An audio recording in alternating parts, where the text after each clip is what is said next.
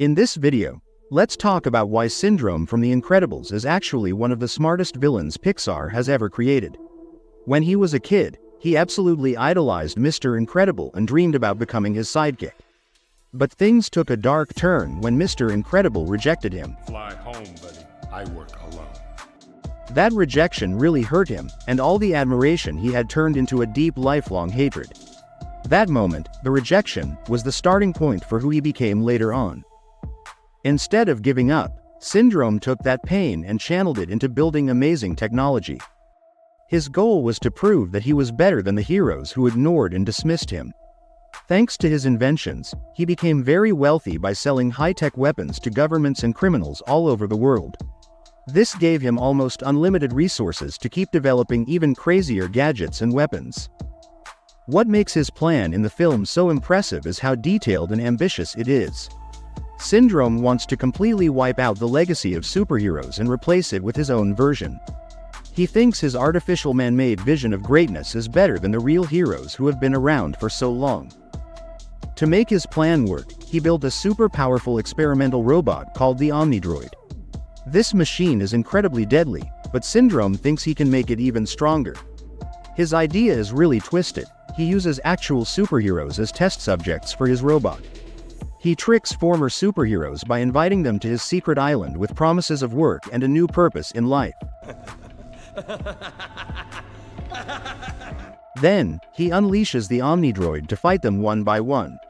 Every time the robot beats a hero, it learns from that fight and upgrades itself to handle their superpowers better next time. This means the robot gets stronger and smarter with every battle, almost like it's evolving. Over time, this leads to the quiet destruction of the superhero community.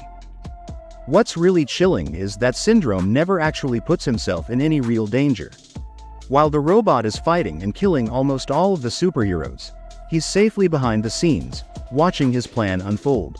Besides the Omnidroid, Syndrome also has an incredibly powerful weapon called the Zero-Point Energy. This weapon creates a special field that can freeze anything instantly, stopping even the strongest heroes right in their tracks. With this weapon, he can easily overpower anyone, even the whole Incredibles family. Continuing with his master plan, Syndrome finally succeeds in making the Omnidroid incredibly powerful and dangerous. Once the robot reaches that level of strength, he releases it into Metroville, causing a huge crisis in the city. But here's the twist. Syndrome secretly controls the robot using a remote control. He plans to save the city by defeating the very robot he unleashed, making it look like he's the hero. This way, he wants to take over the spotlight and become the world's new favorite hero, completely replacing Mr. Incredible's legacy. He's aiming to soak up all the praise and admiration that he was denied when he was younger. After he's secured that fame and recognition, he also plans to sell his advanced technology to everyone, basically giving people access to superpowers through his inventions. His way of thinking is that when everyone is super, no one will be.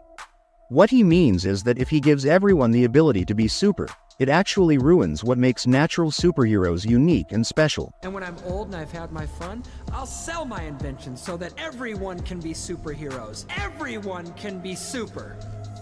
And when everyone's super, no one will be. By doing that, he basically destroys the whole idea behind being a hero, the part about standing out and having something others don't. That idea, the uniqueness of heroes, is exactly what he wants to tear down. That's basically his whole plan in a nutshell. But here's something interesting. If Syndrome had actually used his brains and skills to become a hero himself, instead of seeking revenge, he could have been amazing. He was smart and talented enough to be a true hero. However, he chose a very different path. He became ruthless and was driven by anger and revenge, completely blind to empathy or care for anyone else. Target was destroyed. You'll get over it. I seem to recall you prefer to work alone. Because of all this, he ends up getting defeated in the end.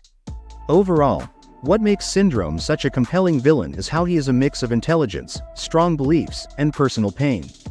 He's not just a bad guy for the sake of being bad, but a layered character shaped by his experiences.